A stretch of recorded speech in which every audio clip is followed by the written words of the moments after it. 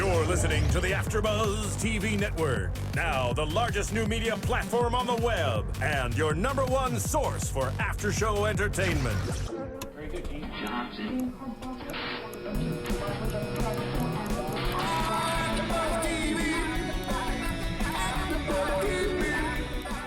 From the AFTERBUZZ Studios in Los Angeles, California, presented by Maria Menounos and Bing.com, and streaming live thanks to Akamai Technologies, it's AFTERBUZZ TV's Game Control Live. Hey guys, and welcome to Game Control Live, and we're playing some sweet Savage Triumph by Flexstyle, OA, and Nutritious. It's a remix of Wild West from FF6, and it's going to be part of the new album, the new FF6 album coming from OC Remix, because we're going to have Andrew Aversa, better known as Zircon, on the phone later with us today as we interview him. Yay. What? So before we get to that, which is going to be later in the show, I do want to introduce my amazing co-host, Grant Kohrmann, across the street. I consider this table to be a street, by the way. Street. This is a street. And on the other side of the intersection, Raychul Moore. Hi. And guys, on the sidewalk next to me, continuing with this theme, is Kaori Takee. Hey, guys. And guys, I'm Dave Klein, and man, I cannot wait to interview Andrew because I love OC Remix and everything they do. But some other things that we're going to jump on today is we're going to talk about a whole lot of Xbox One, PS4, and Wii U updates that have come through. Anita Sarkeesian's new video is up. So we're going to talk about that. A whole bunch of quick hit news stories. And with that said, if you guys have any thoughts, comments, questions, anything, call in at 424-256-1729. And let's go ahead and jump on this ship with Xbox One, because we've got a slew of updates from the Xbox One. First update that we've got is the Kinect. Turns out it's not always on, so good news, Big Brother is not watching while you're not playing your Xbox. I'm still going to cover mine up. I don't trust it. Just put a big blanket over Yes, it. mine now has a towel over it, little hand towel at all times. I think we're going to see more and more of this stuff coming out over the weeks, like these announcements being rebuffed, because like all the stuff that people didn't really think. Grant, why is your mic always wrong and terrible? Grant, what are you doing? What are you doing to my equipment? Seriously, man. What are you doing? Okay, since Grant's not allowed to talk, that's the new theme of this show. Let's finish what his mind is saying, You guys go on basically. without me. You know what I was trying to say. Yeah, no, I completely agree that I think they're going to revamp their ideas, considering like how people are reacting to the initial. Well, I don't think with the Kinect that it's just our reaction. I don't think the Kinect was always going to be on, and they just didn't make that clear. And they're like, no, wait, guys, it's not always going to be on. Yeah, I agree with Rachel. I think it was just something they didn't make clear, because there's a lot of confusion last week out of it, especially with the higher-ups saying conflicting things back and forth. And with the Kinect, they pretty much just said it's always on while you're playing it. So I think that's still the case. But we've also come out with details that there's going to be privacy settings there that you can set up. So, and yeah, the main news is that, and I think the confusion was that you can turn on your Kinect with the voice of the Kinect, but there is a way to completely turn off the Kinect. So I think that's an option, and they just didn't make that clear in the first place. Right. It just always has to, I guess, be plugged in or something. I don't know. I don't like it. I hate the Kinect. I think the Kinect's cool, but the whole like Big Brother thing to me, it was really weird. And I've also found myself, when I have my Kinect connected and always on when I'm playing my Xbox, and I'll play online games like Call of Duty and not realize that my Kinect is connected, which means that the audio is going, because it streams your audio when you're playing games, and I always forget, so I start swearing and cussing out people when normally I wouldn't say this stuff, and I'm not even acting like a high school. It's just like, damn it, this guy. I don't want to give them that satisfaction. Yeah. So it's like this type of satisfaction that I'm accidentally giving them for killing me. It's better than the kill cams, like back, I think, what was the first game that did it? Oh, I can't remember. But like, I remember on Burnout, if you would take someone down, it would take a snapshot of your face right when they killed you, and you're like, no. Yeah, I hated that stuff. No. No, that was great. Oh man. Conspired against me. My mic is having problems again, folks. So while his mic is having You problems, sound like a robot, Grant. It's actually kind of cool. I thought I sounded like a robot. You're You know a what? robot I think, today. I think Totally robot. Microsoft came in and is having issues. They're like, do we want Grant to talk or do we not want them to talk? We can't decide. I'm the one that supports. Yeah, them he for the was most actually saying part, good so- things. Actually, Hayden has a good point. He says, remember the reaction to GPS tracking on our phones? It was huge. you know, everybody hated it, but now no one cares.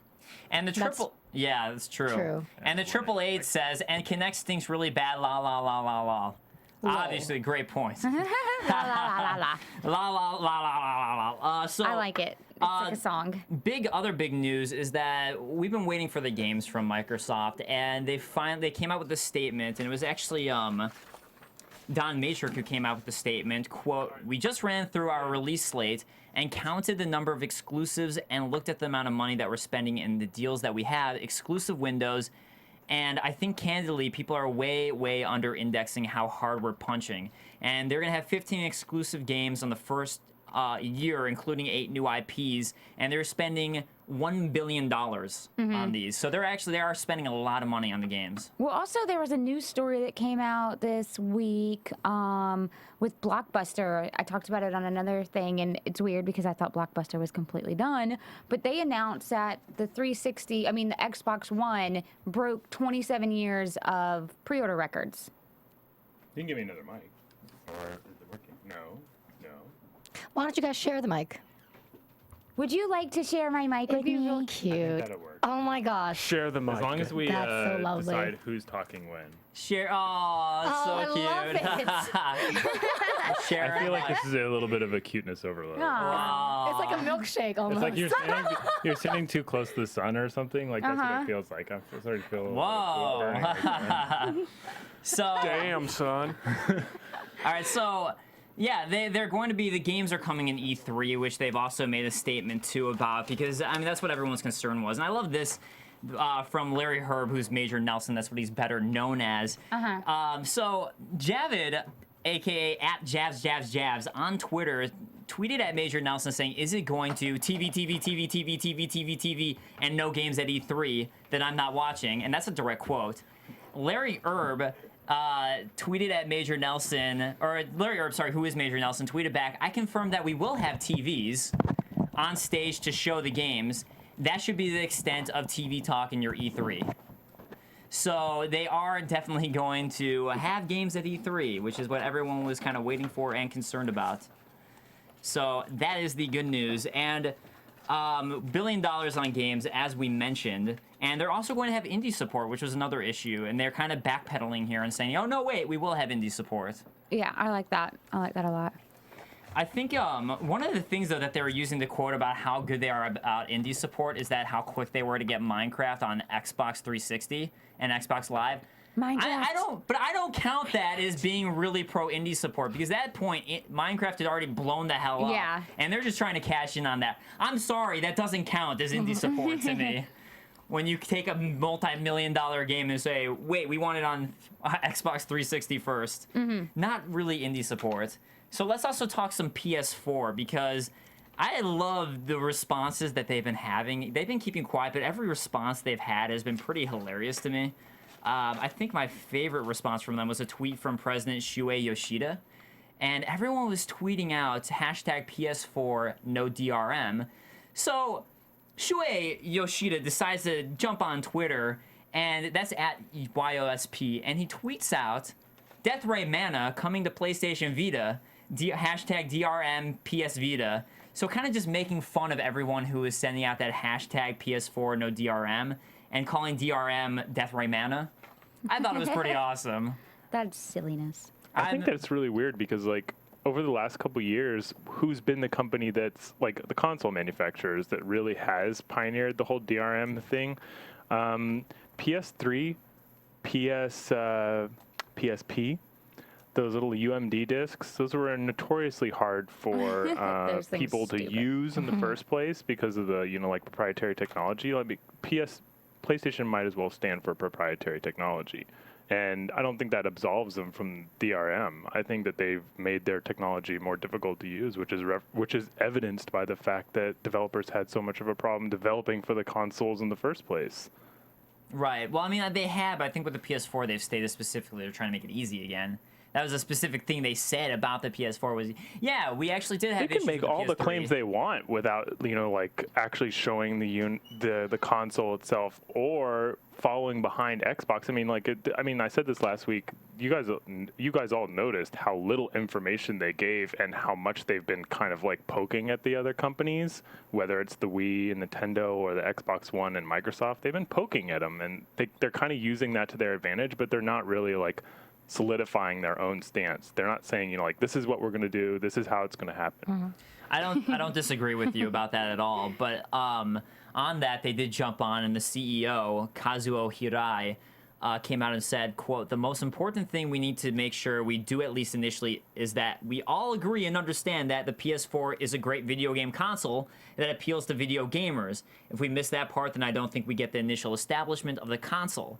That formula has worked for us with all our consoles, including the PS3. So, yeah, they are kind of jumping off Xbox One's fiasco last week and trying to be like, hey, well, PS4, we're about video games first. So they are definitely, like you said, kind of trying to utilize all the missteps by their competitors. But they also announced, too, that really PS4 lame. games will have remote play with the Vita. Yeah, which they every also single one announced, of them mandatory. Which is a Wii U thing that they're That's trying to bounce awesome. off. when I had the PS Awesome. Vita, I totally expected that to be something that I could do with my PS3 games when they announced it.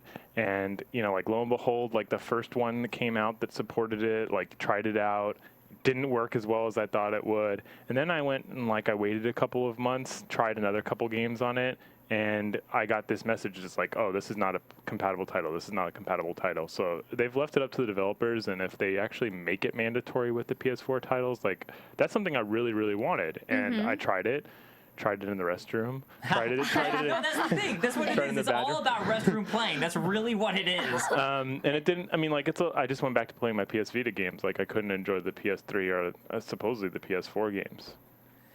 But I'm looking forward to it, actually. Yeah, I mean, I think I'll it's buy it. why not? I say, but they're actually making it a requirement. And they said Sony is making it mandatory for developers to implement the remote play functionality, so long as you don't need the PlayStation Eye camera. But remember, they've had it built in for how long now? Well, ever since the PS It's like Vita. finally utilizing technology. Well, they even had it. They had it before the PS Vita. They had some semblance of the technology on the PSP. The consoles are what's the main, like, attraction or the main component out of that streaming capability. So they've had the technology for well over a year now, maybe even more, 2 years, and they just haven't utilized it. The fact that they're saying now, oh, we're finally going to utilize it, that doesn't absolve them from the fact that they didn't deliver on their promises for the PS Vita and the PS3 compatibility in the first Well, place. maybe the PS3 just didn't have the capabilities of streaming it the right way. But You ask any PS3 owner if they could stream, like, a game that they bought on their PS3 to their PS Vita, even if they dumbed down the quality, meaning like they lowered it to like YouTube or like 340, like 460, like they would still play it. Yeah, I would. There's no. would you play it on your whining PS about the Vita as cli- opposed to the PS3 if they Like did I that? said, restroom thing. Yeah, restroom Can't thing. play it in the Yeah, but Or then in you have bed. restroom. But then you- Transportation. Yeah, Well, bed is the key. Yeah, and bed while you're doing other things. You're like, hold on. You mean like reading, Dave? I read when I go into bed. What's everyone laughing at? And his fiance just moved here yesterday too, and that's what he does in bed. He's reading. I am dear. He reading. Vita reads remote really play. well. He really pays attention to those words. Yeah, you know what though? The thing about the whole PS4 PS Vita thing is that if you do want to do that, you have to own both a PS4 and a PS Vita. Hey, I own both systems. I just don't own two games for both Hold on. systems. Well, you're not going to need to own two games. But that's what I'm saying. But Is all- like all up I'm until saying- now, if I wanted to, I would. Right, but all I'm saying is that as far as this is concerned, the PS Vita really hasn't been selling like hotcakes. So it gets pretty expensive, and I buy a lot of hotcakes, if you know me. I love my pancakes. But it just hasn't been selling that well. So if you buy a PS4, which is going to presumably be around $500 to $600, and you just have to assume, I mean, I have no idea, that's just speculation.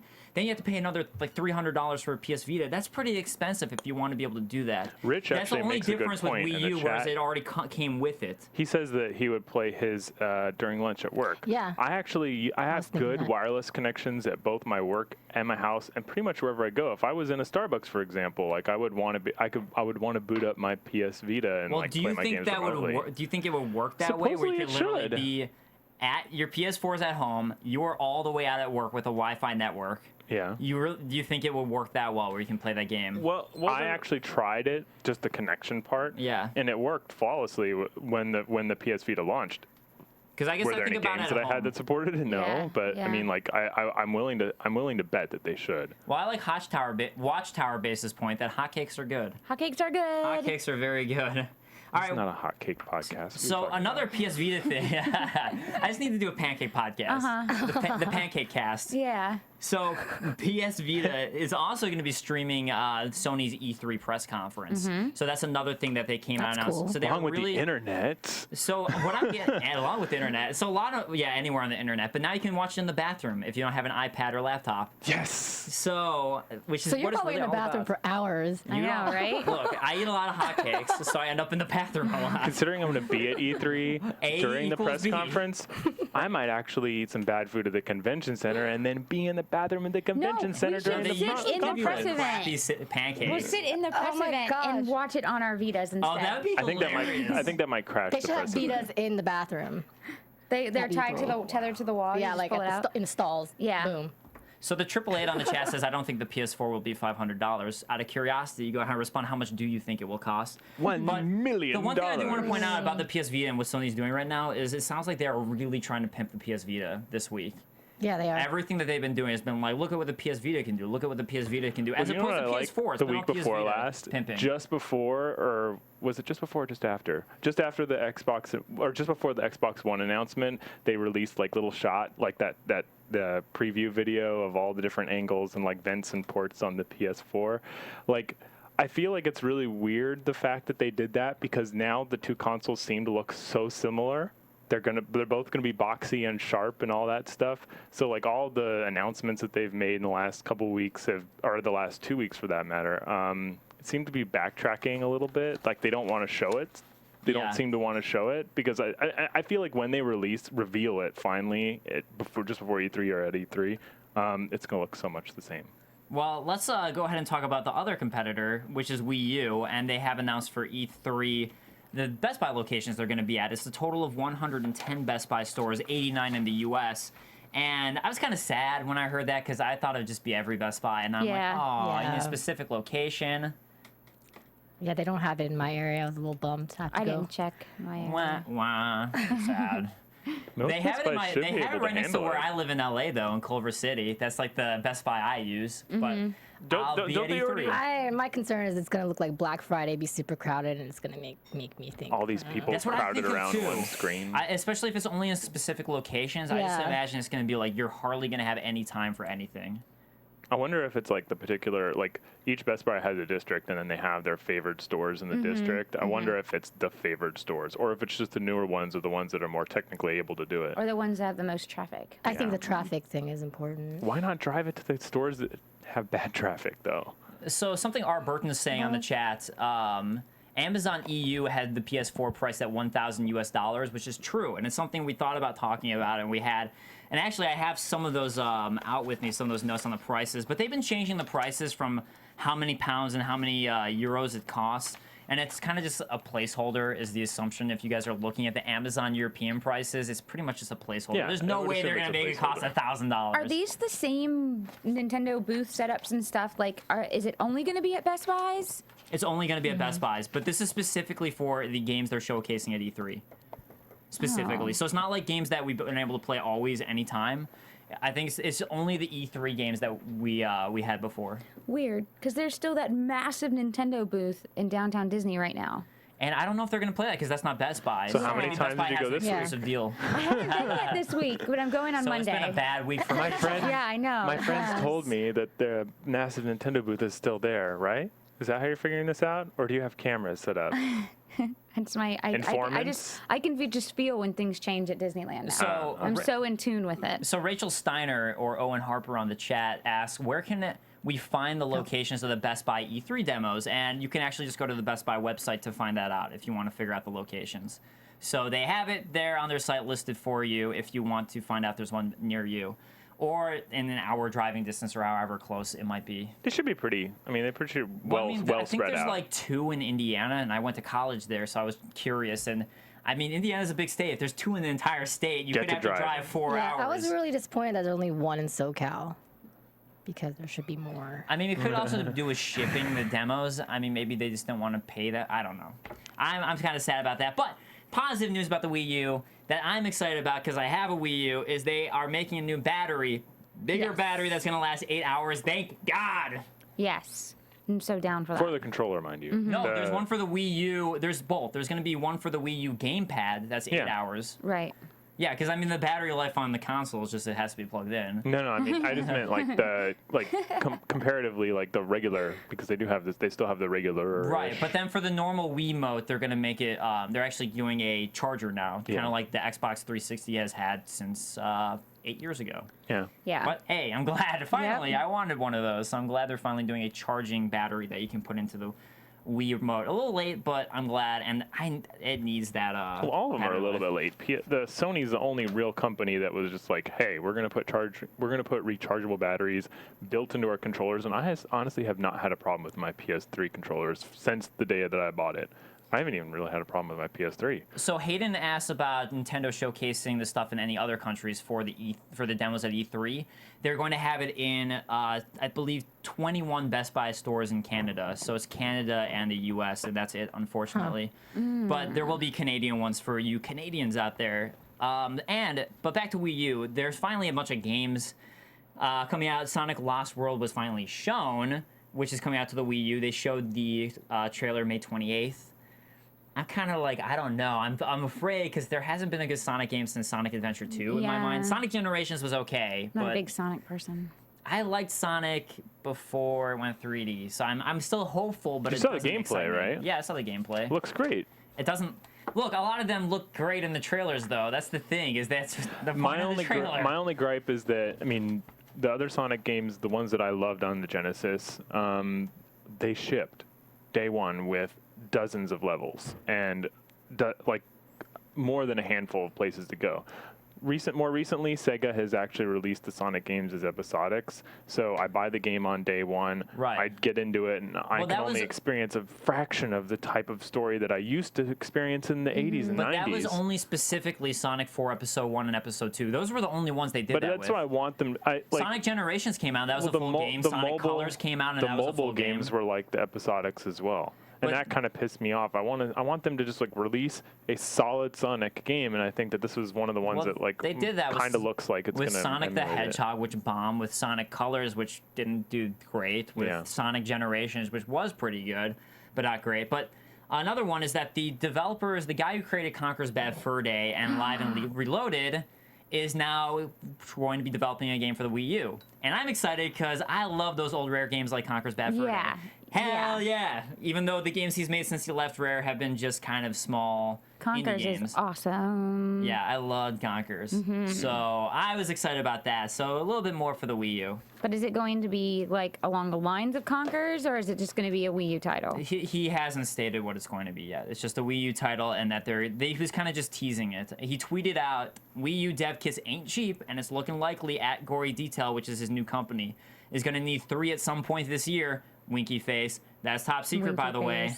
It was going to be my moment of the week, but I've actually kind of like changed my moment of the week around a little bit. Another small developer from Denmark, Gears for Breakfast, is making a Hat in Time for the PC and OS X, but they're trying to get Wii dev kits, and they're trying to release it on the game. And you mentioned Hat in Time happens to be my moment of the week, which we'll get to. Are you using that as your moment? No. Okay, then I'll back off. No, we'll get to it later.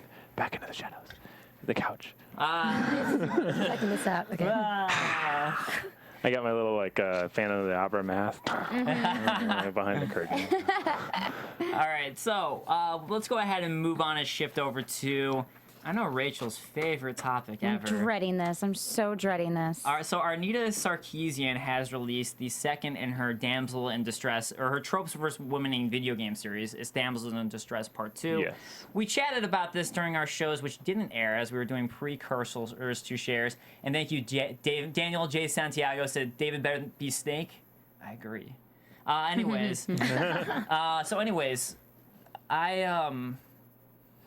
she tweeted or she released the second video about the tropes against women in gaming. So I'll open the floor to you guys first and see what the general collective thoughts are. Rachel? Malaise. She looks like she's got it ready. Oh God, this woman drives me crazy. First of all, I don't think she was ever taught that life isn't fair, and if it's not fair and you don't like it, just deal. Yeah. I do not think gaming is a place for feminists and that whole argument. I think in any walk of life, you're going to find sexism on both sides.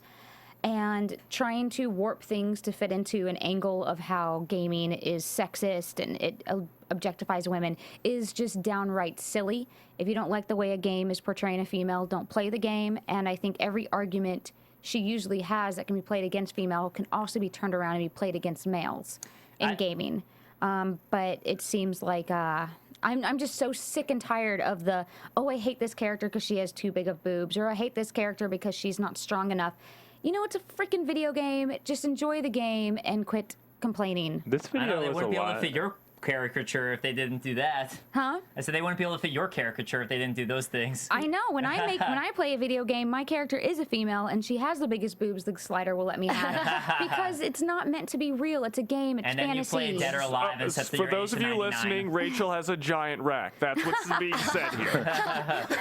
It's I thought just this video was a games little are bit. supposed to be fun. I thought the video was a lot less effective, and I think it was a little bit less poignant than her first video. Her first video, I was like, oh, I didn't really notice that about the games made by Rare. Well, the for one the game, Nintendo the Star 64. Fox Adventures, was a cool point she made in the first video. And Except honestly, I didn't take it as a sexism thing. I took it as a. But it's interesting. They want to make money thing. It's interesting, and with the second video, I felt like it was a lot less poignant. Like, she made fewer points that I could actually agree with. Although I still think that the thing that surprises me the most is like the anger that comes out against her. Let her do her thing. No, you know what, though? She got the funding. She's doing it on her own. She's not asking for Gaming is anything. She's not a not asking place. for advertisement. She's But not gaming really is not a taking anybody place down a peg. These for are this. games that have come out already and have sold their share, and they're not really going to sell any more or less because she makes the It's videos. the wrong industry. It's the wrong industry for this type of mentality. And I think that a lot of times these kind of arguments are actually putting women in games backwards instead I would of forward. say It's not I empowering. would say this to you: one thing. What industry would be the right industry? Not games. I don't If know. you're saying games is not the right industry, that's a very like. I mean, if we even have a guest in chat that says like Anita is a stupid, and then it's censored out because this person can't like talk logically. They can't just like control themselves. Yeah, but And she's controlling herself. She's not like I think name she's calling. grasping at straws, and I think she's setting females in this industry back. I mean, a lot of females in gaming complain about not being treated equally, but they're the ones pointing out why they aren't equal. I will agree with you that she does seem to be hampering something. She's making it harder for devs to, like with this most recent video, there's too much of a focus on a family member getting killed. And the points that she makes point to, like daughters and wives, how it's a common trope that the wife is killed in a family, and then the hero, the dad, has to go and save the daughter from it happening to her. Or the same thing happening to her that happened to the mother. And I kind of thought that this was like an overly repetitive, but then I started to think about like what the opposite would have been, like if the father died and the mom was going to save the son or daughter Silent in that Hill. case. Yeah, but I didn't really think it was like the greatest point to make, but I started to see how like it was repetitive and how like they're kind of getting lazy with some of that stuff. I like the game. I agree with you 100%, Grant. That's actually a point that I wanted to bring up. It's we can talk about like the women the women tropes and the violence against women, and like some of that stuff, like it can be discussed. Like let's not take anything off the table insofar as what can be considered discourse. But what you were saying is like as soon as she was like listing out all the games that use that exact same thing of the wife has died and he has to go save his daughter, the wife dies, has to go save save his daughter. I'm just like, wow. And the way she presented it was very repetitive. Because it was it's a more formula repetitive. that has proven to work. That's just and I agree with Rachel on that. Wrong with there's that. nothing wrong with reusing formulas, and a lot of these developers don't see it as that. They're Wait, I want to using a jump in the same formula. point too. My point is mix it up on occasion. Mix But it up on they do. occasion. There It's are not- tons of games that don't follow that rope. I mean, you can't say you got to mix it up when there are thousands of games that don't follow that formula. Okay, And I don't let think me she throw was in a saying point. that these were bad throw in for a doing point. that, but that it was noticeable. Okay, so I wanted to have a moment too. Goodness. As far as what Rachel was saying, I do think I like to think of gaming as an industry that's mature enough that we can discuss these things. However, I don't think she's going about it the right way, and I think that the problem is in her disabling comments, disabling feedback, disabling ratings. She's not allowing any discourse in her discussions or any talk or feedback back to her. And there are a lot of points I think that she makes, as Rachel has said, which you can argue both ways. Like the whole thing with this one that we were just talking about, where she's pointing out this trope of a husband, his wife dies, therefore raises him. It's male masculinity, and he has to go out and save his daughter. I think that there are examples of girls doing that in games, and not only that, I don't even think of that as a problem. I think that it's something where if you're playing a guy, and at the very beginning of the game, his wife dies in some way, and it sets the story in motion. I don't take that as a male masculinity quest. I take that as you're playing as this character, and the most emotionally important thing to him in his life is his wife.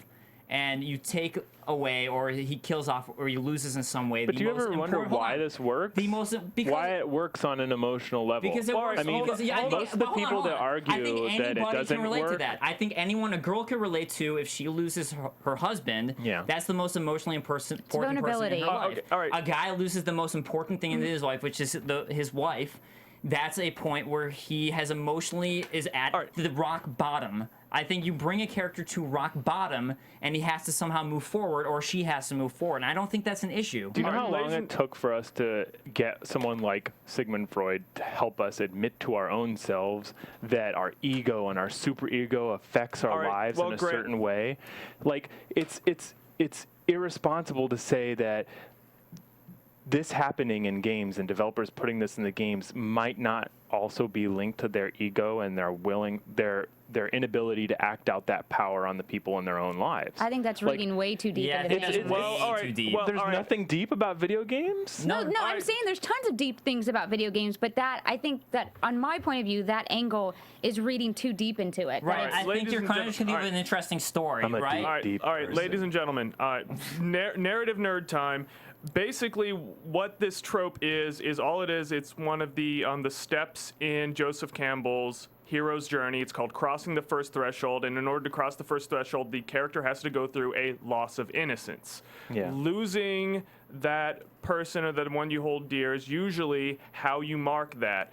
Luke Skywalker lost his aunt and uncle, and that's when he left Mos Eisley. That was his moment, and also his quest to really then join the rebellion was sparked by the death of Obi-Wan Kenobi. These are just like, really, really good ones, and these are just like the ones that come up to my mind. That's what we're currently looking at with this trope, is that particular part in the monomyth.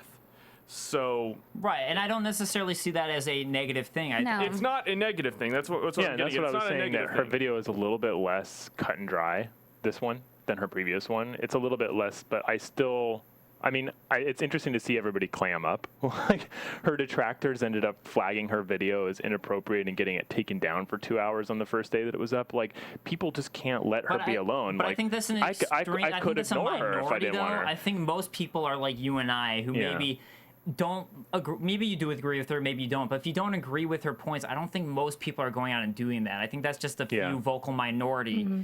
And then the fact that she makes her videos so you can't argue and have discourse, I think completely, to me, minutes her points. Like, how can I take you seriously if you're not willing to look at counter arguments and actually see people who are disagreeing with you and have a conversation with I think them? if you put her across the table If you go from her, la la la la la, I don't think that makes a if you point. put her across the table from you, I'm sure she'll debate you. I and think she'll she's probably wipe the breeding floor with negativity. you. I think she's breeding negativity into the game industry, and we just really don't need that right now, especially with all the violence, So negativity then how does a behind person things. like Francis, So I the, think- the chubby dude, I mean, I'm sorry, Francis, I mean, I think you bank on the fact that We you're a love little you, bit Francis. overweight. But He does. It's a fake personality. It's a so, persona. Like, how does he get to exist in the industry and like toss his Xbox around the room and take an axe to the Xbox and in anger over the Xbox One announcement, and Anita? Because that's over the with- top silliness. That's just silly. I think Anita is breeding negativity, and that's why people respond so passionately, because she is in this industry just bashing it and negatively putting it down. And I think a lot of her arguments aren't fully thought out. And I think a lot of times she will say things repetitively because it's that whole, if you want to hear something, you can make yourself hear it.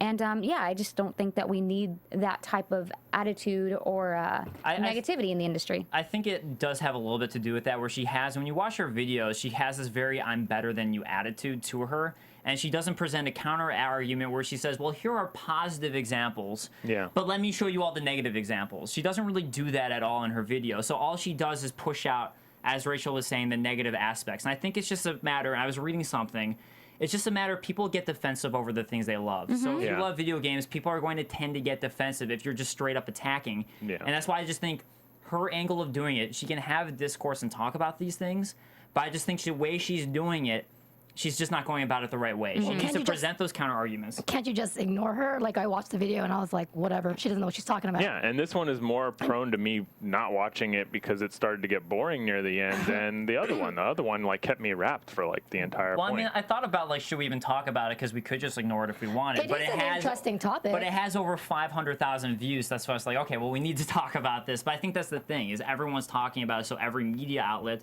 like us wants to jump on it and talk about it. It would be because it's an interesting issue. if she didn't exist, and like then you would have these like groups of developers who really did develop these close to sexist or sexist stories, and they'd be continuously patted on the back and saying like, you're doing a good job, I like like your that story's stuff. great.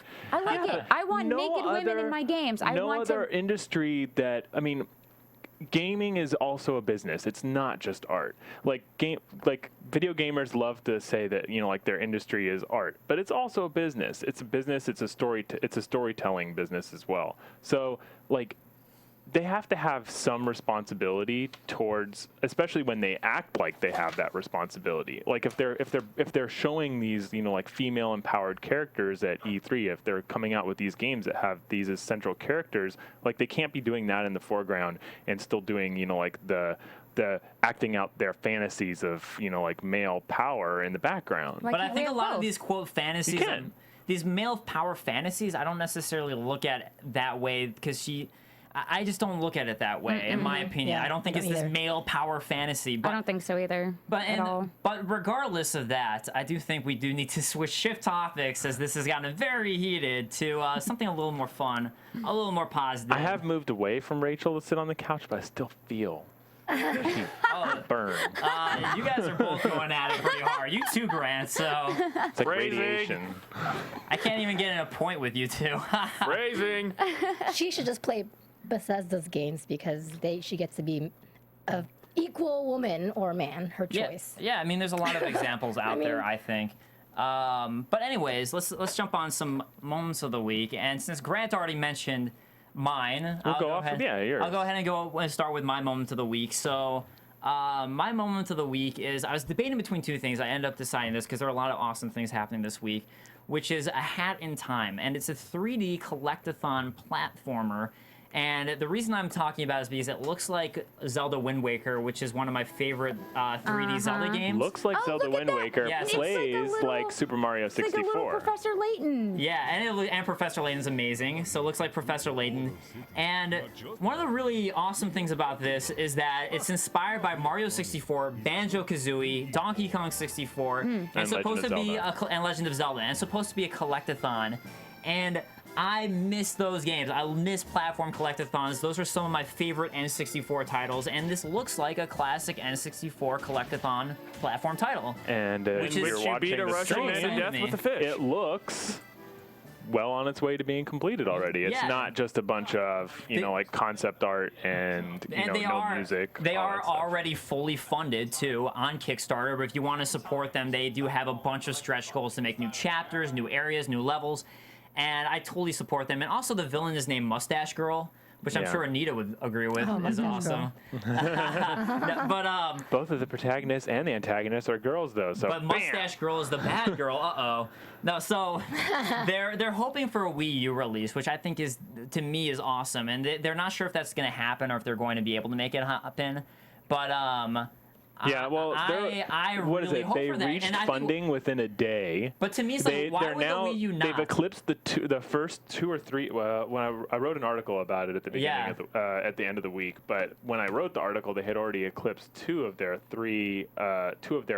6 stretch goals. Right. And so they're well on their way to finishing the stretch goals that they want to finish, but I think they'll be able to afford dev kits eventually. It's also exciting to me because Shovel Knight's already coming out to the Wii U as well from the Kickstarter, and now this does as well. I think the Wii U needs more Shovel games. Knight is going to be on the Wii U now? Yeah, that was something they announced. I thought it was like Steam only. It's no, they got it, so it's going to be on Wii U and Steam. These games are developing wow. with the intention of developing for the Wii U as well.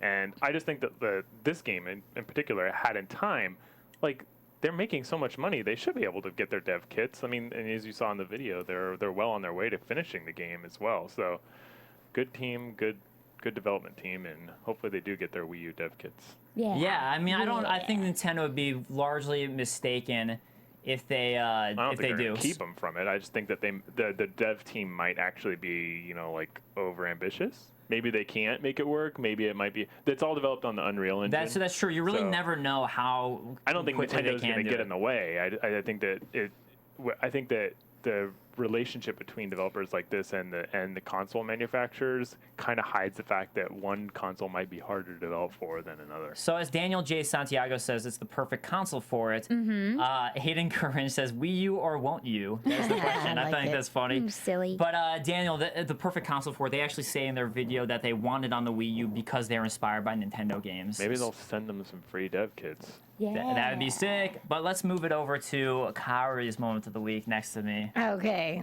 So, out of the shadows, Teenage Mutant Ninja Turtles. Teenage Mutant Ninja Turtles is one of my favorite cartoons ever, and right now they're doing this new video game coming out. I don't know how I feel about the video game. I'm definitely going to buy it because I'm such a TNMT fan. Well, the Leonardo. Yeah, it looks kind of a little creepy, right? I was gonna say, he actually looks pretty good. Really? Yeah. It looks a little like a human. Yeah, he looks really kind Well, of. they always They look are like humans. anthropomorphic I know, turtles. but I mean, he doesn't look as turtley as I'd expect him He to kind be. of his mouth looks like a monkey from Kind of Planet looks of like the Corey Apes. Feldman. I think my favorite Corey thing to watch. Feldman. They have images, and they released some new. Oh, that's Yeah, really that's creepy. nice. Is any- See? That was a little more creepy. Has anybody else seen there's a YouTube video that's called Realistic Ninja Turtles? Oh yeah, I saw that. That's This a is- pedo grin. Yeah, this is kind of reminding me of that. Pedo grin? Anybody else? Yeah. Oh, okay, yeah. Kind of put two and two together. So, So, I yeah. think my favorite moment from a different week was Grant imitating one of the cartoon Teenage Mutant Ninja Turtles, Oh, who has a yeah. gummy mouth. You said you're just making like a nom rom rom face.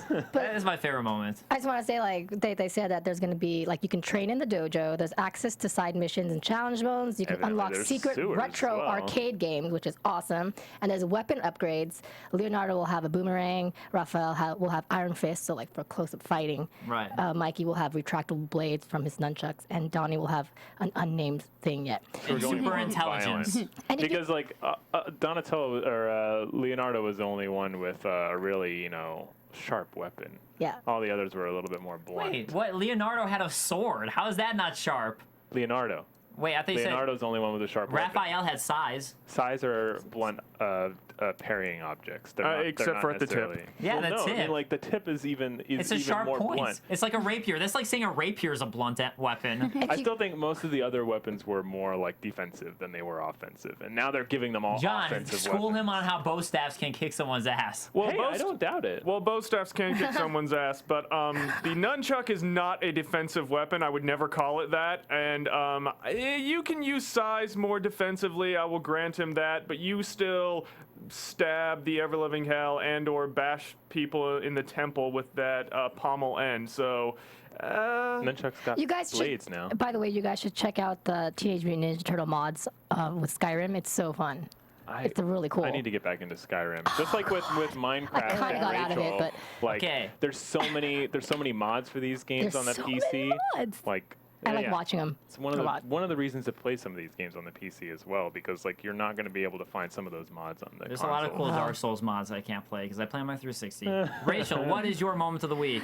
My moment of the week is the Last of Us demo that just came out on the PS3 for all of us who have God of War Ascension.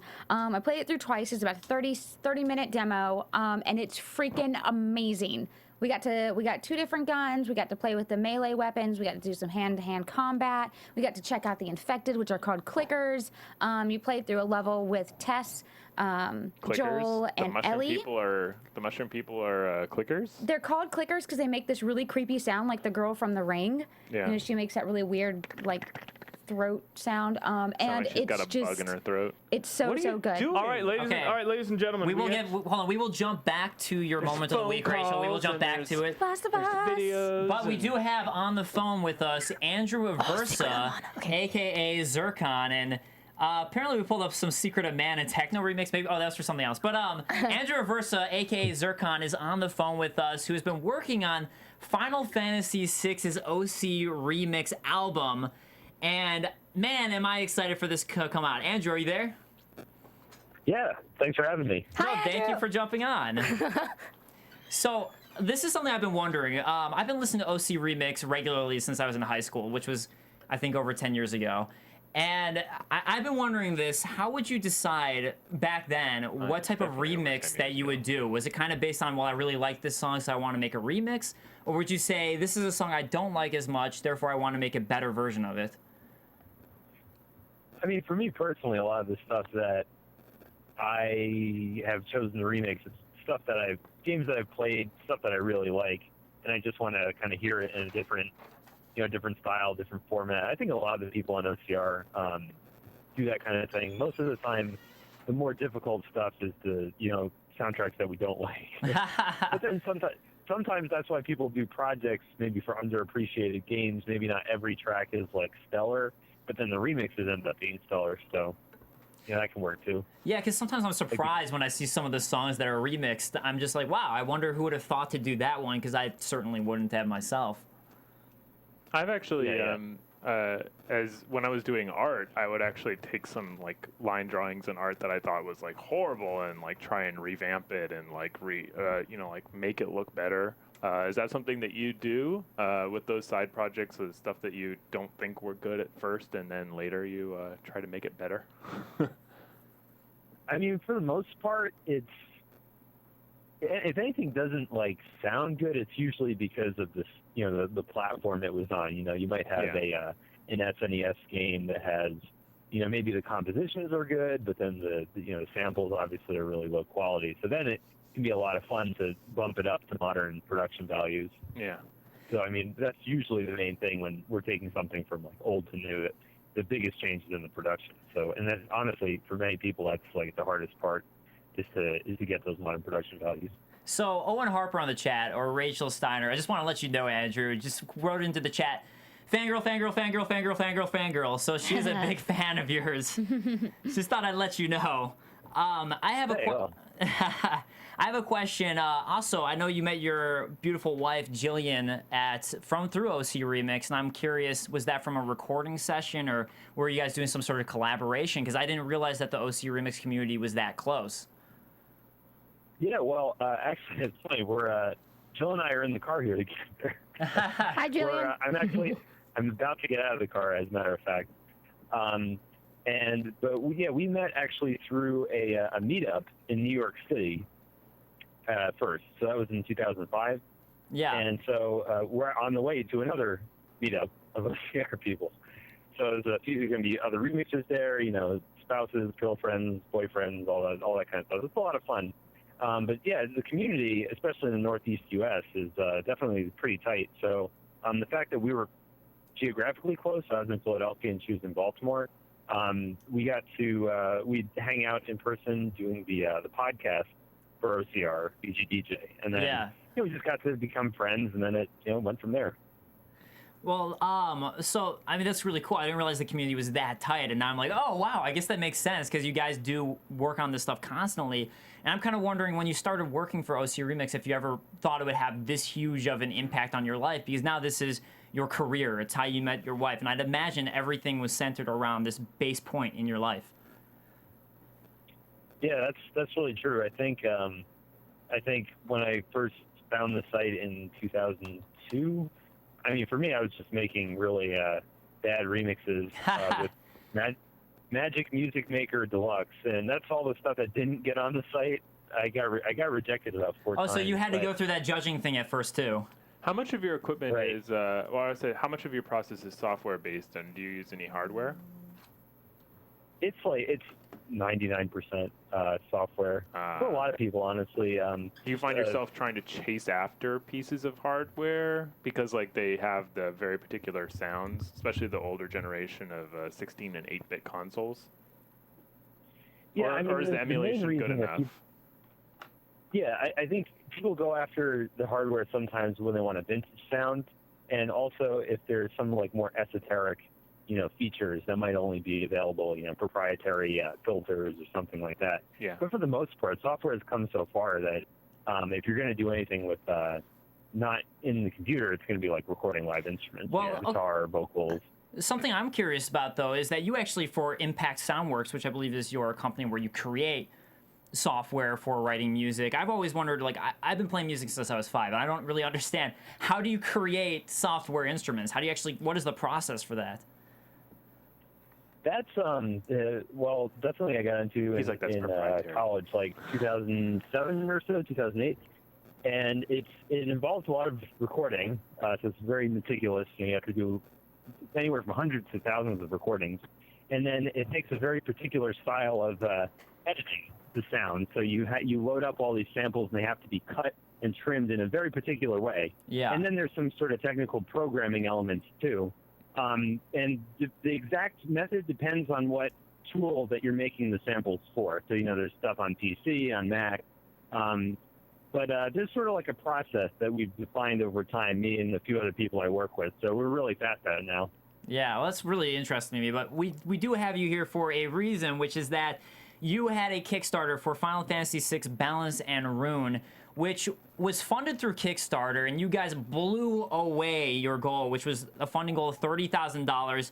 You ended up with over 2,000 backers and $153,000, and the album was supposed to come out in December, and I believe now, finally, 2013, you guys are finally coming out with it. So, yes.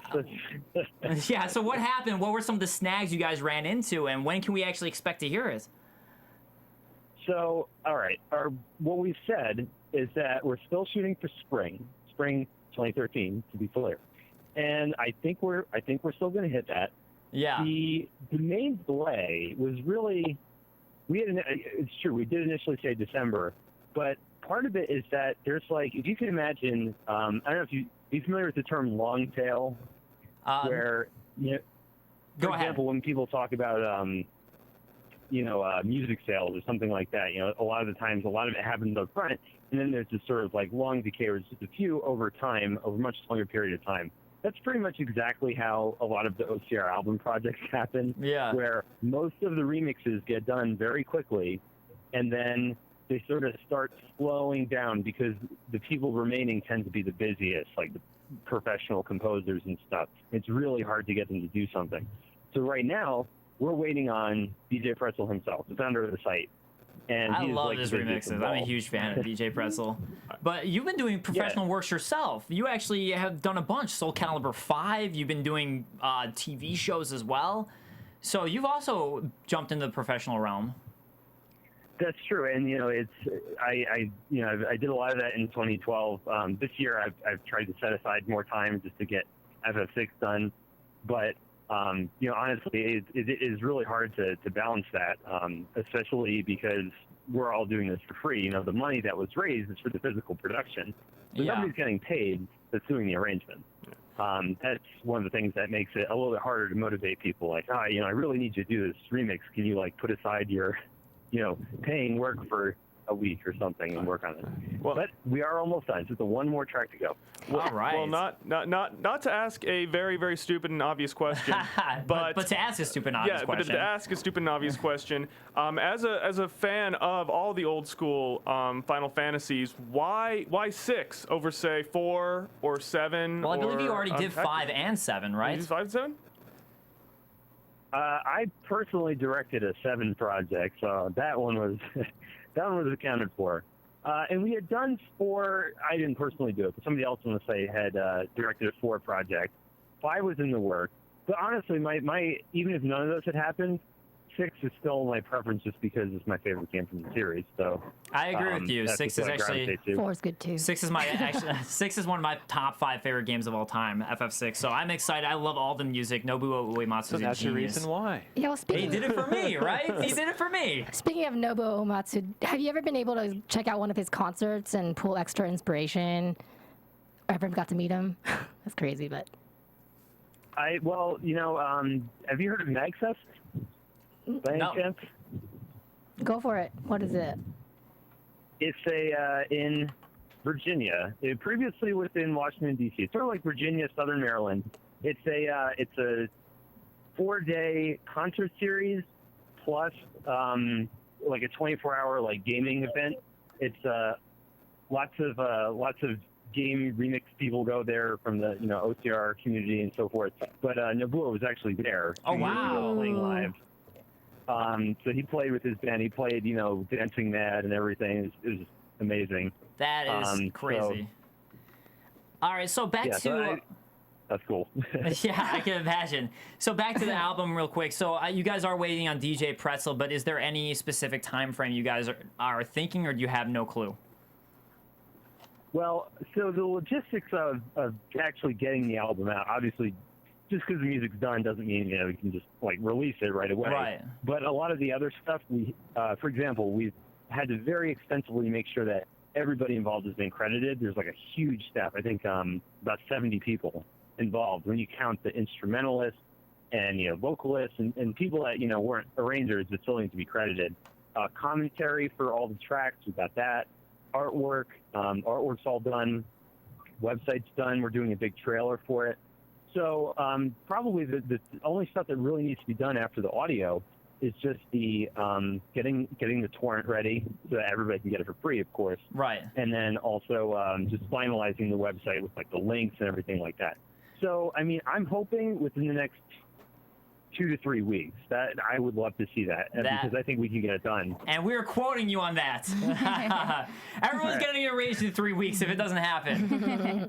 So you had such a successful Kickstarter. Do you have any tips for making it happen, or do you think it was just the subject of your content and being associated with OC Remix, and that you do all compose professionally? I think that a lot of it is, it's funny. The name Final Fantasy, obviously, people loved the series and they loved the soundtrack.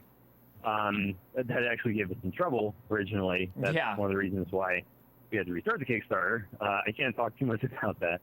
Sure. But so that was certainly part of it. But the other thing is that we've done so much. We've done so many albums. People know that we're not just like some fly-by-night website. We've been around for 12 years, I think, 13 almost. So you can trust the name basically that we're gonna make it happen, even if it ends up taking a little longer. Okay, most important thing: people who supported the Kickstarter with, I believe, $50 got a physical copy of the album. For those people who missed the Kickstarter, they're now hearing about it, interested. Is there any possible way to get the elusive physical album? Well, we cannot sell it. That's the thing. We're again non-profit, so we can't sell to people, but we do a lot of conventions, we do giveaways, we do contests, so that's going to be the avenue that people can get them. So, for example, when we go to MagFest, when we go to PAX, both PAX and PAX East, Otakon in Baltimore, it's an anime convention, this stuff in the UK, and then we have contests on the website sometimes. We made sure to print more copies of the album than we would need just for the backers so that we could give more of them away.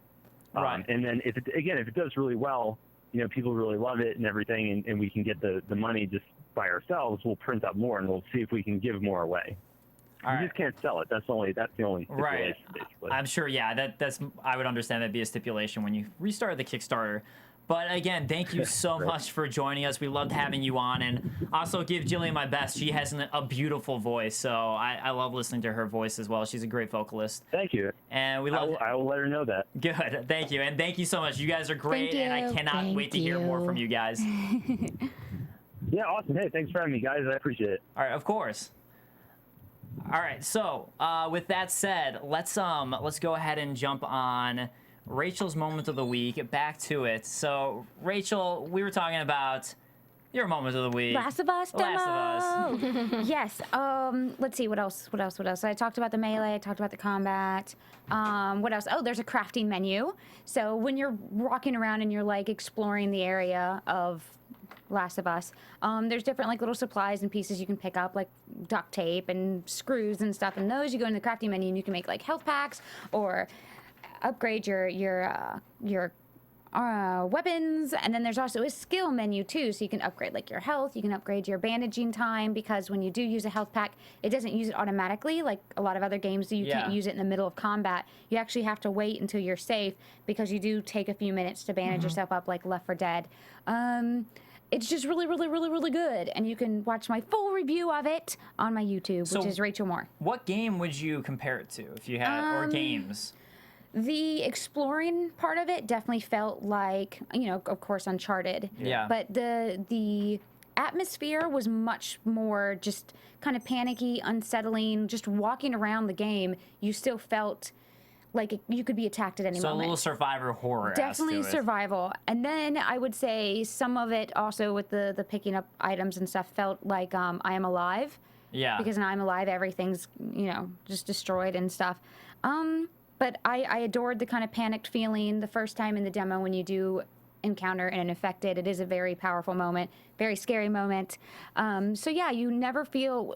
I only spent 30 minutes. The demo's about 30 minutes, and that whole 30 minutes, you do kind of walk around feeling uncomfortable, but in the best way possible. Yeah, no, I mean, I love the type of stuff like that, and it kind of reminds me of, and I know you're not the biggest fan of it, but the first hour of Tomb Raider, I had that feeling of uncomfortable exploration. Yeah. That was my favorite part of Tomb Raider. Yeah, same here. That first hour of Tomb Raider was definitely my favorite as well. Yeah, so this sounds pretty awesome to me. I'm excited to wait, and you got a chance to play it.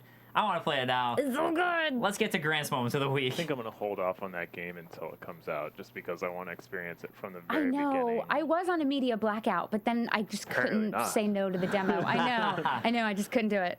My moment of the week is actually getting to play a full game after years. One up. Grid 2. I started playing Grid 2 this week, and for racing game fans, you guys all know that it's really contentious when these new games come out, whether it's a Gran Turismo, a Forza, or a Grid. Grid's a relatively new contender on the scene. Their first game blew me away. The second one, I'm not too into it. I am into it. I just haven't gotten very far in it. I'm collecting fans as I start out at the lower rungs of competition, and I just worked with my partner to create a racing circuit, which I'm now competing in. So I have about like 50,000 fans right now. Now, I haven't played Grid, but is it more like Forza? Is it more like Burnout? Is it more like a sim or Wipeout? It's a lot less like Burnout, and like Burnout's my fave. I haven't found if there are like modifications for my car, but if it's more like the other Grid, it's kind of a mixture of the more technical portions of Need for Speed and Gotham City. Yeah. Or Gotham Racing. What about like what was that? Oh, I just had it on. Midnight Club. Is it? No. No. I want a new F-Zero. That's what I want. I just want a new Burnout, but not Burnout Paradise. I want Burnout Revenge and Takedown. Yeah, those are the best. Yeah. I love just crashing into cars. Oh my god, I love taking down people. Like a really back to the roots Need for Speed Most Wanted, because then I could like modify my car and I could just run people off the road. Maniac Garth X says that he agrees with you. He loved Grid 1, so it sounds like Grid 2. And also for those people that haven't played the game, I have solidly abused the rewind function. Every single race you're given about, like 4 or 5 rewinds, and I make the horrible choices of I make horrible passing and like drifting and trailing decisions, and I'll come around the corner much too quickly and hit a wall and then pinball and bounce I'm a off other drifting walls. god in Burnout. Like, that is my shit. Well, that was an easy game to do it in. No, not all the time. It got harder.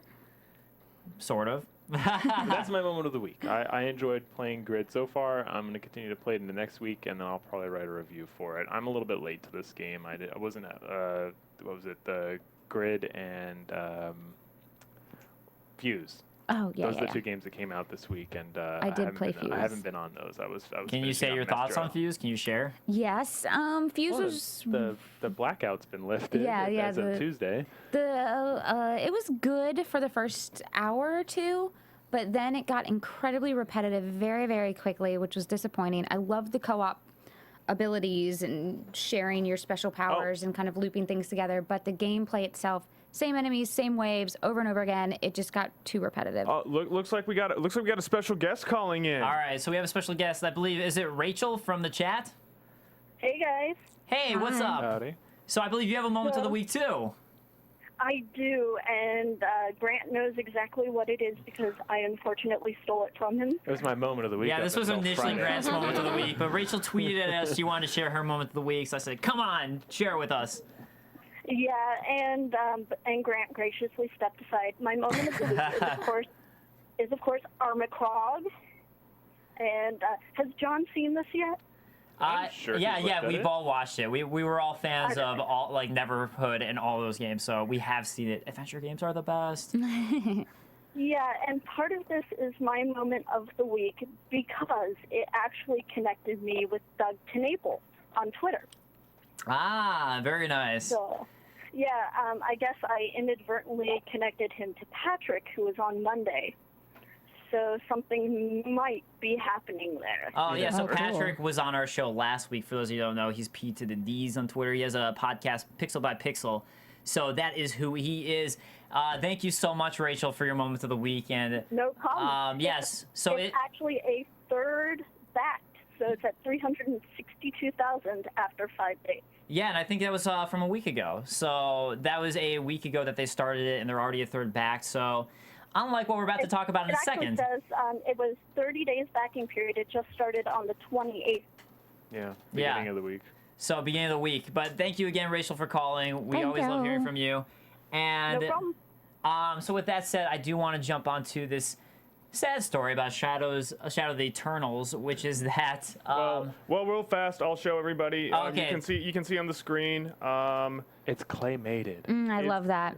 This is the trailer up on. So I believe it's called Armacrog, right? Yeah, it's Armacrog. It's kind of a weird. It's Armikrog. The protagonist is crash landed on an unknown planet. Look at us and advertising. The fortress that he will eventually explore is called Armacrog. So there's a little bit of a name placement there. And it's all claymated, as you say, claymation, just like Neverhood was, which is very cool and awesome style. And I believe it'll probably be an adventure game as well. It already looks like it's going to be lots of fun. So yeah, it looks great. And but as she said, only a third supported. So if you guys haven't gone on and this is a game that you would like, go and support their I don't know if I call that only. It's doing pretty well for its first week to be a third supported. But yeah, definitely jump on if you guys are interested in wanting a new adventure game, as I know I do. But what isn't doing as well is on our quick hit stories, Shadow of the Eternals. They're quoted saying, the CEO, Sean Jackson, says, since we do not have any other source of funding, it is unlikely that Shadow of the Eternals, the sequel to Eternal Darkness, will come out if they don't get funded on Kickstarter. They be asking too much, yo. That's a lot of money. So currently they're at, as of when I checked on Thursday, they're at $117,000 of their $1,350,000 And goal. announcing something like that it might not happen if they don't reach their goal is just going to do more damage because That's kind people... of like your mom saying, like, I'm going to turn this car around if you don't quiet down. Well, but people who were on the fence about it are now going to say, oh, wait, there's no way it's going to make its goal, so I'm not even going to do it. Literally scared them away. Terrible. They came out and they were holding this hatchet over basically they're holding a hatchet over, like a lifeline. They're saying, like, if you don't support it, we're going to cut the lifeline. Right. And that's what I thought about the original Kickstarter video. Like, I love the concept, but I felt like it was a little bit too...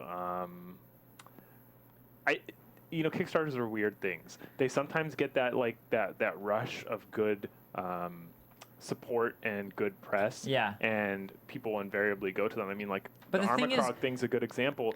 In just 3 days, it's made 3 times as much as the Shadows of the Eternals has made in. What, it made $300,000? Yeah. They didn't Armacrog? get. They need Yeah. to get their passion up for it. Like they should have. I didn't know that $1 million was the goal for Armacrog. No.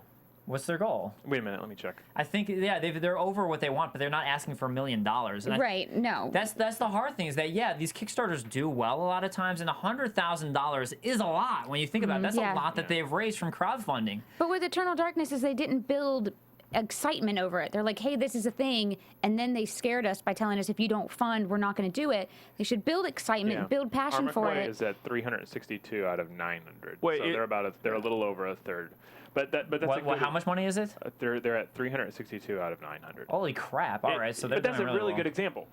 3 days, 300,000, 3 weeks. Well, you 100. ask for less, and So- people are more willing to help Yeah. out. I But don't I even think think it's that about asking for less because, like, whatchamacallit, the Double Fine one came out and they're almost But that's funding as well. Double Fine. They have a way bigger audience and reach than a lot of these little companies. I don't think a big company should be able to kickstart. That's just cheating. As I said about Yeah. it during when we were, I can't remember It's like Zach- whose moment of the week it was. It was yours, right? Yeah. What, Shovel Knight? No, the Shadows of the Eternals. Oh yeah, that was mine. But when we were talking about it, I said, remember everybody, it's 1.35 for the first episode. So Yeah. like even with this project may not get funded. They were already asking for 1.35 Yeah, million that's true. For not one even a full part game. of a 12-part series. Right. It was very Well, so scary. isn't anyone no one's surprised by this? Maybe Rob Manuel Almost is. it. He was so super pro it. Well, Art Burton on the chat says that here's the current status. It's at 2,279 backers and with $121,000 pledged of its 1,350,000 goal. So I mean, hey, if you want to see it happen, definitely pledge it. I want to see it happen, but Did you pledge? It's still got 17 days left. So not gonna happen. I've seen Yeah, it's rushes. gonna be I've tough. seen rushes in the very end, and he's also said that. Okay, one of the things, the caveats was, like he has $2 million of his own funding lined up if this is successful. So if it reached its 1.35 million goal, it would get an additional 2 million. I've always speculated that these people, and I've actually talked to a couple people who run Kickstarter campaigns. They are horribly scared that they're not going to reach their goals and they're not going to get the money from their backers. So they've actually gone to third parties and they've tried to trick their way around that caveat by getting someone else to invest in the company or into the venture with their own money. I can as a see third that. party. I seriously think because then that, it makes it so it looks like the Kickstarter is doing better. So I people would will. absolutely not be surprised if it ended up reaching its funding through some mysterious 10 investors investing 200,000 apiece. Yeah. Okay, so let's go ahead and move on to our next quick Although it would be hit very, story, very obvious. which is that a documentary, a Canadian company, received permission to excavate the E.T. dumping ground, the landfill in New This should have been Mexico. my moment of the week. And here's the I love thing. it. Well, I mean, it's awesome, but what if it's not there? How sad would that What's be? an Because that's one of the E.T. biggest dumping legends. You don't know about this video game legend? No. So I think after the best thing that you could watch on this is G4 did a special on it, but Atari. So here's the answer though: Atari 2600, E.T. came out for it. They made tons of them, and it was the worst game ever made. It's constantly called the worst game ever made. It is said to have led to the massive market crash that almost killed the gaming industry back, I believe, in 1983. Yeah. Yeah, So when I was E.T. is born. what it has is typically blamed. It's not the reason why, but it's what is blamed for the market crash of I think video that it was games. the reason. It could have been the reason. It was part of the reason, but it wasn't the big if reason. they excavate the dumping ground and there's nothing there, then oh my Well, god. that's the Tell thing. me the story. So, well, the story is then that so they made this game and it was a giant flop. It was one of the worst games ever made. So the company looked at it and were like, well, what are we going to do with all these games? And this was like 1 million games. So they put all of them in a dumping ground in New Mexico, in Alamogordo, New Mexico, and it's all in a landfill. And that's where they all exist now. And that is the story, but it's Where a they're all legend. decaying. The thing is, it's a legend because nobody knows if that actually happened or not. That's just the legend. If it is that they're all there. I bet they will sell for a lot of money. That would be cool. Although Yeah. supposedly they compressed and smashed them. Oh, well, if they're But destroyed, it's I not still going to want be to as see well. them, though. I still want to know, because if it's You get not your true... jar of compressed, smashed E.T. cartridges. The thing is, if it's not true, that would be so sad, because that's one of the big legends in video games. Yeah, well, the other urban legend that would happen to them is they were ground up and turned into asphalt for, I think, the Atari parking lot was the other one. That would actually make a lot That of would be sense cool. because it was during the 80s that they really started to be a little bit more environmentally conscious than they were in the 60s and the 70s.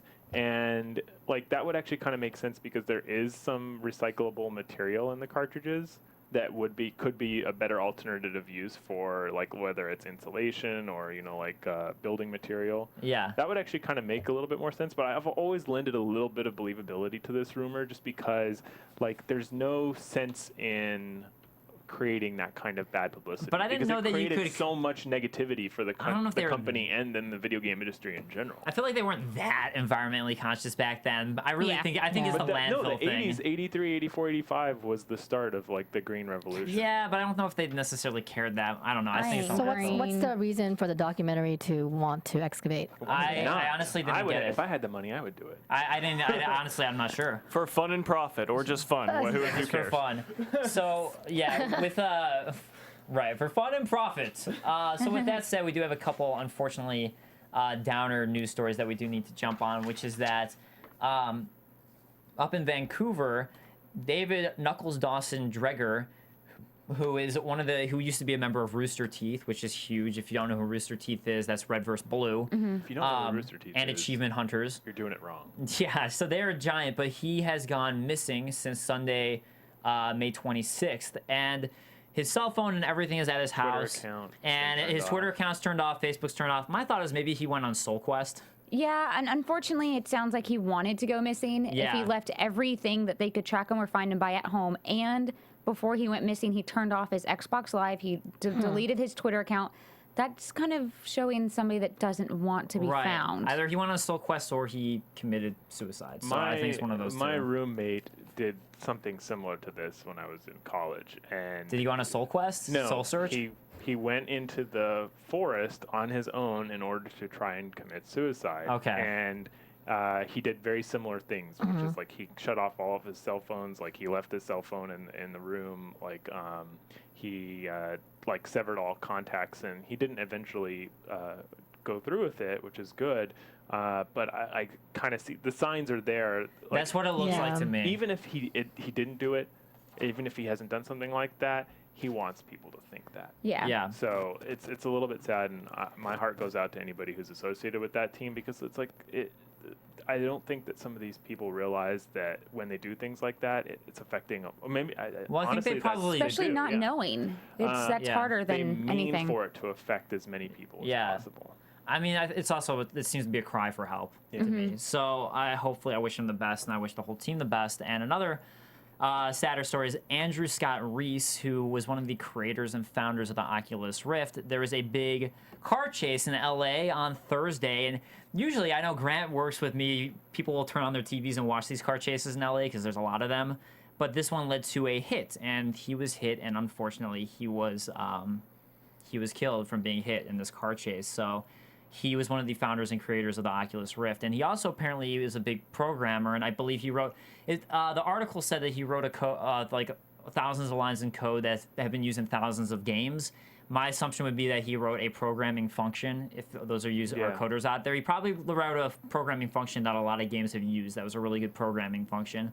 But regardless, Oculus Rift has been getting a lot of great press from people. People who use it seem to be blown away by it. So this is really sad. And again, Let's not make it a habit of doing Right. news stories like this. No. Also, in the news story, they said the driver of the car, which was the one that was being chased, that they were looking into murder charges. Yeah, he's had murder charges, manslaughter charges, Yeah. and there was actually a shootout afterwards too when the police finally caught the car, where I think they actually had to end up killing a couple of people in the car. So we don't know this for certain, but no doubt there's going to be some kind of Facebook memorial. There's going to probably be, no doubt, be a memorial for this guy. So please, go share your condolences. And I mean, this might, let's hope that you know, he was working on the Oculus Rift, but let's hope it was like further enough along that some other people can, you know, can pick it up and it can actually come out, and that'd be a great memorial to this guy's name. Yeah. So yeah, definitely. I mean, Oculus Rift, like I said, everyone who's played it, you look at articles, people are blown away by it. There's a great video of a grandmother playing for the first time. And Yeah. She's just like, oh my Yeah, god. I saw that too on Also, Geekology. Dave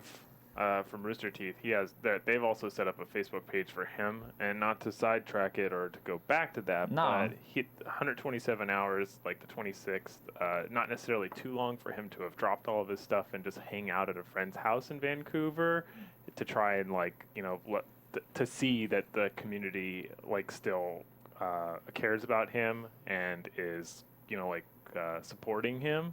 So go to the Facebook page for that as well, and voice your concern, or if you've seen him, Yeah. you know, let someone know. But- Seriously, search Stanley Park, everybody. That place is huge. Yeah, John lived in Canada, and his fiance is from Canada. But with that said, guys, I do want to move on topics because this is all sad and bumming me out. So let's get to some questions for you guys for next week's show, which is, how do you feel about Anita's video? We're gonna talk about that. Do you agree more with Grant? Are you more with Raychul? Do you kind of see in between? I'm fully prepared for people to agree with Raychul. The most vocal people No, there tend are to agree with there are very vocal people who agree, who are super pro Anita, and I mean, she has almost Even a million me giving her views. the benefit of the doubt, I can't be pro what she's saying in these videos. I'm more pro like what she normally does. Okay, so well, what do you think though? Like, what are your thoughts on the videos? What are your thoughts about what we said? Yeah, try and put them in We'd love like to hear. intelligible and put them into good words. Don't be like, people. OMG, you suck. Yeah, it's just the whole That's whole silly. saying she's a bitch, saying that she's like. You know what? I get that the stuff most too, evil and that's stuff. I don't even do It feminist just doesn't stuff. even So fly. It doesn't Yeah. make your arguments don't really make much sense. That's when you YouTube, Trust though. me yeah, out that's there. the thing. That's just YouTube. Yeah. That's the thing. No, All right, bring it to our um, chat. They put it all over Twitter. She's been hammered. But that's the internet. Welcome to the internet. Yeah, and trust us, kids. Your very, very poignant gay comment is the argument's already been said before. You don't need to say it again. I don't Let's, think people let's really leave it do up. that too much anymore. I feel like that was so 2007. I don't know. I don't usually see that on comments too much anymore. First, YouTube, First. the racist, hateful time machine. So other question though is for you guys. Other question, if you prefer to say this, which are you planning to get? Xbox One, PS4, or Wii U at the moment? Yeah, Now, I'm granted, we don't know interested to everything, see. but what are you favoring at the moment? I'm curious to see what you guys think. And since it hasn't been released, do you think the PS4 will look exactly like the Xbox One? I'm curious to see what you guys think. Yeah. Which ones you guys are leaning towards. I have to buy both. Well, I already have a Wii U, so Even if they only make 2 games for the Xbox One, I've got to buy it. Which they will make more than that, I'm sure. But Well, yeah. right now I'm leaning towards the PS4, but that's just because of everything that's coming out with Both. Xbox One. both. If you had to buy one. Yeah, you have to buy one. I can't do that. She's busy in the chat. That's a fixing cheating herself. answer. Both But are it really cheating depends on the answer. exclusives that they show. So if the Xbox One has some amazing exclusives that I have to play, then I'll probably be like, all right, well maybe I do want the Xbox One more. And I was a Both. 360 guy. Choose one, Rachel. I can't just choose Just one. one because both. You are terrible at this game. Fans are You are her terrible fans at this are game. counting But on because her to each have both. system offers something the other system doesn't. So Yeah, I but have if you to have had to both. choose She's one, not If gonna there be was a sitting there not fire playing and you only had, Killzone. if there's a fire in I've the got house, 2 and you arms. only- Yeah, I've got 2 arms. No, the other one's your teddy bear, and then you lost one arm and you're on a desert island. You can only carry one Both thing. like this. I've got a pair of teeth, too. Yeah, I know. Pair of teeth. Running out with an Xbox and Yeah, you're totally. that's awesome. I got dental work. got I can some take big care of it. teeth. So guys, we're gonna wrap up this show with some amazing music, Braving the Tall, Tall Heights by Disco Dan. This is a song I've been listening to, I think, since high school, from OC Remix. To wrap it up, that's how I found this song. OC Remix all the way. Thank you guys so much for joining us. And once again, I'm Dave Klein. You can find me on Twitter at @VDaveKlein, that's Klein, or go to my website, djk-online.com. And you can find me on my Twitter page as well as Facebook, KAORIOUS. And I'm Rachel, and I'm on Twitter too. It's the Rachel. Just the Rachel. It's just the Rachel. I'm Grant. You can find me on Twitter at GAK and on nerdluster.com. And guys, real quick before we go, I do want to say we'd appreciate your support any way possible. Just please go to our YouTube. Please go on our iTunes page, rate, comment, positive or negative. We just want to see what you guys think. And you can always come and join our live chat, which is live every week, Saturdays at noon Pacific time. Call in. We've been getting guests regularly. We should have another guest next week. And also, I do a Game of Thrones show for AfterBuzz where we are, and we're doing a live show next week for the season finale Not on enough Sunday. boobs this season. Not enough boobs. I agree, but maybe there will be in the season finale. Still a great Not enough. show right So now. Sunday night, go to John Lovett Center. You can buy tickets online. You can watch. Come to us. We're gonna be live, broadcasting live at the John Lovett Center. So come check us out. Come join us as we do a live show and watch it with everybody.